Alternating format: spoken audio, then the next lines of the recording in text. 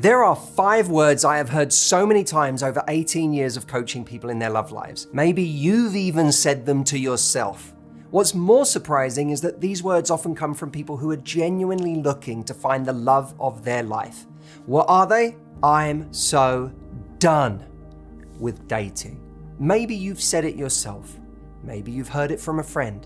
Either way, I get it. Dating can be exhausting, awkward, and just end up feeling like a chore that takes us away from other things and people in our lives that we actually care about. If you're having these feelings, I want you to know that they're both normal and extremely common. We all have that stage when we're in the middle of something and we hit what's known as the dip. I felt like this when I was writing my book, Love Life. We get stuck, feel like we're bashing our head against the wall, and we can't look at it anymore. We end up resenting the entire process. There's a question that Tim Ferriss poses in situations like this. What would this look like if it were easy?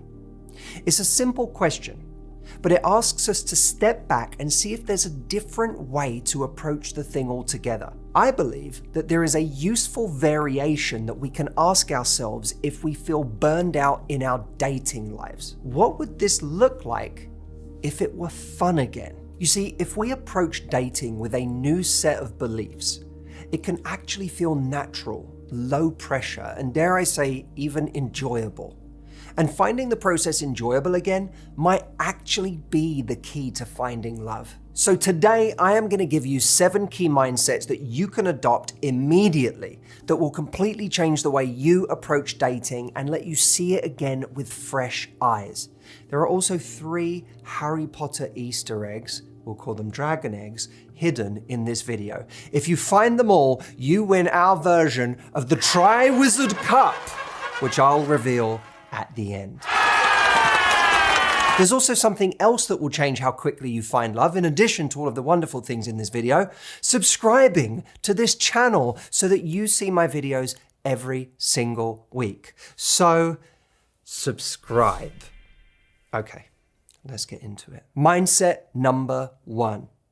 I am just here to connect with a human being. Dating shouldn't feel like a job interview or a test that either of you can pass or fail. All it really is figuring out, do I like being around this person? Is there some feeling of connection? Do I find them attractive, funny, interesting? That's it. We go to extremes in our head, like asking ourselves, is this the absolute 100% right person for me? Our mind gets so focused on an outcome. We overthink, we get ahead of where we are, and we set up lofty expectations that in all honesty are probably unfair to ask someone to fulfill over a few drinks on a Friday night. So the next time you go on a date, try this. Drop the pressure. Stop thinking about whether this person is the one and just focus on what you feel in the moment. Lead with curiosity. You can even play a game that works anytime you're meeting people in a social setting. Ask yourself, can I learn what is interesting about this person? What can I enjoy about this conversation? The advantage of this is twofold. If you show up and you're not immediately attracted to them on a date, you don't have to feel overwhelmingly disappointed with how you're spending your time for the next hour. If you really do fancy them, you're not immediately putting them on some kind of pedestal where you now feel like you have to win them over. If your mindset is, I'm just here to meet someone and see what's interesting about them, the pressure is off. No stress, no overthinking, just curiosity. Oh, and if your dates do feel too much like job interviews, MATHEW AI makes an excellent wingman on a first date. You can ask for opening lines, flirting tips, questions to build connection, even a text for when you get home and you want to reinitiate. Plus, it's on your phone, so you can, just sneak off to the bathroom mid-date and speak to me whenever you get stuck. For those of you who don't know, MATHEW AI is like having me in your pocket at all times. It is trained on 18 years of my content, books, and courses. So when you ask MATHEW AI a question via phone or text, it is the same as if you hunted me down to the ends of the earth for a private coaching session. So go try it. What the? The bee stung me. Mindset number 2. It is not a waste of time just because it doesn't lead anywhere. Dating apps have made us just a tinsy bit cutthroat. Almost like if we don't find our soulmate immediately, it's a failure. But that is not how dating works. Some dates are fun, but there's no real spark. Some turn into short flings, but you realize the connection isn't quite there. Some lead to a possible romance, but one of you just isn't quite up for making the effort. None of that is a waste of time. It's all part of the process. It's experience. It's getting to know different people, learning what you want, and getting closer every time.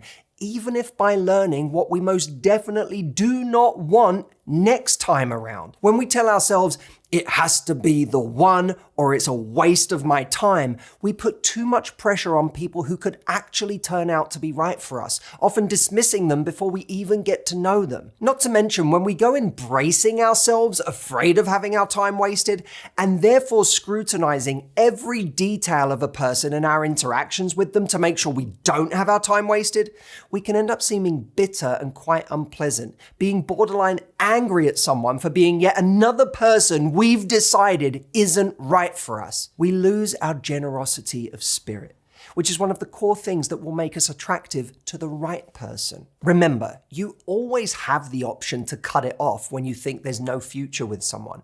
But if we have a binary mindset of telling ourselves it's the real thing or it's a waste of time, then we never give ourselves the chance for something to grow in the first place, and our negative energy ends up working against us. Instead, go into dating with an open mind and see everything as an opportunity to learn something new. Mindset number 3, my type is a fluid concept. We often find dating difficult when we go into it with enormous checklists in our minds for the type of person we should be with. Sometimes this idea is just based on a story we've told ourselves. I need someone who does this kind of job with this kind of look, these hobbies, these interests.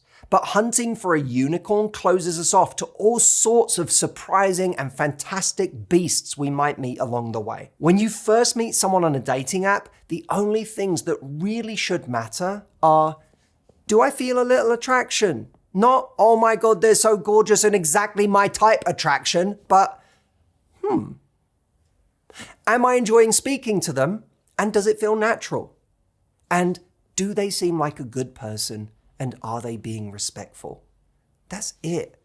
Whether or not they fit into some preordained idea of our type, created by a younger version of us who unknowingly decided that type based on some crush they had on a TV character when they were 21, should not be the deciding factor. Our story about who we should be with can hold us back and limit our options. Look, sometimes we go on dates with people who aren't exactly our type and it doesn't work out. But simply going on the date has broadened our horizon in some subtle way and expanded our options in the world. But we cannot broaden our horizons of potential partners by swiping at home in front of the TV. We have to actually sit face to face with someone to see how they make us feel in person. And that may end up not being the person who ticks every box on an abstract checklist that you've built in your mind. So much of what we actually experience as attraction happens in real life interaction. Have you ever had a crush on someone you know from real life? And when you've shown pictures of them to friends, you keep finding yourself saying, that's not a good one of them. Well, that's because attraction isn't a picture. It's a movie. Animation is attraction, not a static image. Here. Oh, it's red. Yeah, cost $1. But what if you're sitting there watching this right now and you're saying to yourself, you're not listening to me, Matthew Hussey. This isn't my problem right now. My problem is that I found someone I like already. And yeah, maybe they're my type or maybe they're not. That's besides the point. The problem is they don't want to commit, you idiot. Aha, do not fear, my little love sub. That's what I call people who subscribe to my channel. Matt, we can't call them love subs. But that's what I call people who subscribe to my channel. You shouldn't call anyone that. Aha, do not fear, my love pickle. Okay, well, we'll figure it out later. Mindset number 4. Rejection doesn't mean rejection. We hold ourselves back from so many things in life because of this looming boogeyman of rejection. But let's be real. We reject people all the time. They just never hear about it. Or maybe we've flaked on people just as others have flaked on us. Think about the last time you weren't into someone. Did you sit there thinking, wow, they're inherently unlovable? No, you just thought, not the right fit. There are way too many reasons people might flake or cancel a date or hit pause that we just can't take it to heart. Maybe their ex just reached out and they're still not over them. Maybe they have too much going on and they just don't know you well enough to drop it all. Maybe they have esoteric tastes that barely anyone could fulfill. Maybe they have toxic attraction patterns and you were too nice for them. Maybe they just don't value relationships. Believe me, I know how bruising it can feel in the moment when you get excited about someone and then they slam the brakes on what seemed like a good thing. But we get to decide its meaning. And we should take the positive version of that story, since frankly, so much of rejection isn't actually a rejection of us. It doesn't mean there's anything broken or wrong or unlovable about us.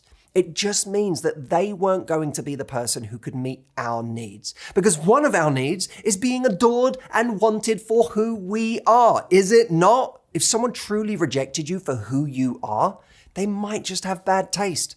And who wants to be with someone who has bad taste? Not me, not Hermione, not you. Speaking of which, mindset number 5. Disinterest is a turnoff.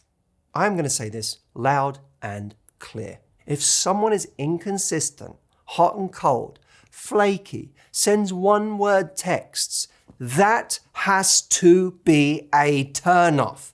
I cannot stress this enough. If everyone made this fundamental shift internally, it would save people's love lives all over the world.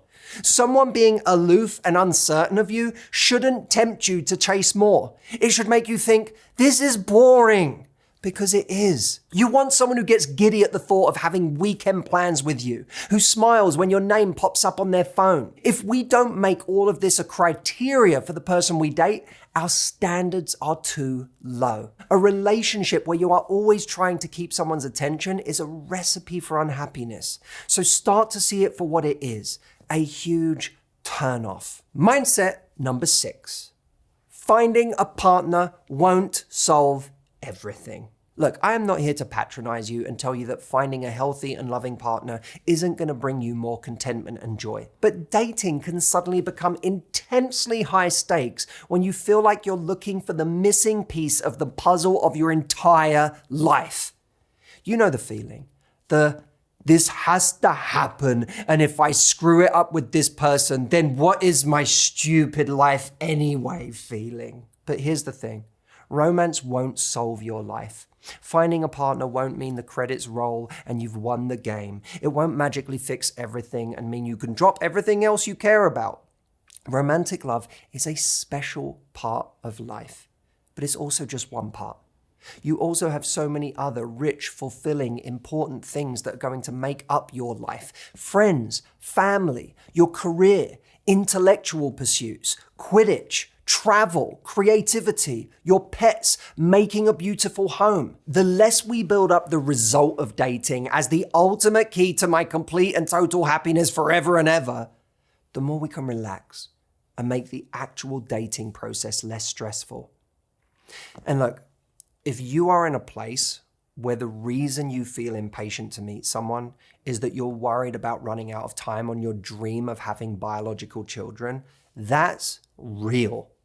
It's crazy to think that something so fundamental to many of our dreams is something that feels like another person holds the key to. If we never find love, it's not just like the ship of our love lives is sinking, but that ship has on board a safe. And inside that safe is a long-held dream we feel needs to happen for our life to be fulfilled. If you relate to this feeling, I cannot do it justice right here, right now, but in my book, Love Life, I wrote an entire chapter on my answer to this particular source of suffering, which I strongly encourage you read. And I have linked a video at the end of this one that you can watch right after this to help and make you feel better. Mindset number 7, you only need one. Only one person in the world needs to decide that you are who they want to be with. You only need to be one person's cup of tea, not everyone's. Our role is to make sure that we're doing our part to actually show up and put ourselves in the position where we'll have the luck of meeting that person. And when you meet that person, none of the people who flake, fade, or ghost you will ever matter again. They will all become completely irrelevant, and it will amuse you how much airtime you gave to thinking about them as if they were the headline. This whole game looks like this. You can date as many times as you want, but you only need one to work. No matter what your situation is, I like those odds. Of course, we have things that we might feel make our situation harder than others, whether it's a decreasing dating pool at our age, being a single parent, finances, not feeling like we look our best right now or don't match up to the way other people look. All of this is real. But we have to begin with changing our mindset before anything else. This is one of the great things that we actually can control. To not see our challenges as insurmountable obstacles to meeting someone special. Because we don't need to attract everyone. We only need one. And we're exponentially more likely to find that person when we connect to the things that do make us a catch and approach dating with curiosity, fun, and a sense of openness. And remember, finding love isn't like winning the lottery. People do it every day. Whatever position you're in right now, someone out there who shares the exact same challenges as you is beginning the best relationship they've ever been in. And it could be your turn next. In the meantime, take the small wins. Every one small yes is a green light to keep going. One fun conversation, one moment of flirtation, one good date that you enjoyed. Celebrate every win and you'll actually find yourself enjoying the process instead of worrying about the finish line. The best news about finding love is that you don't need to be anything like perfect to win the game. But you do need to show up. Wait a minute. What's that? You've discovered all 3 Harry Potter dragon eggs? Well then, you've unlocked 2 new videos. First, if you feel a little more excited about dating after watching this video, check out this video I made on the 7 habits that will transform your love life and your social life in 2025. The second video is the one I mentioned earlier that is relevant to you if you are wanting to start a family and feeling anxious about not having met someone yet. They should both be above me somewhere. Enjoy, my little love wizard. Wrong. Nailed it.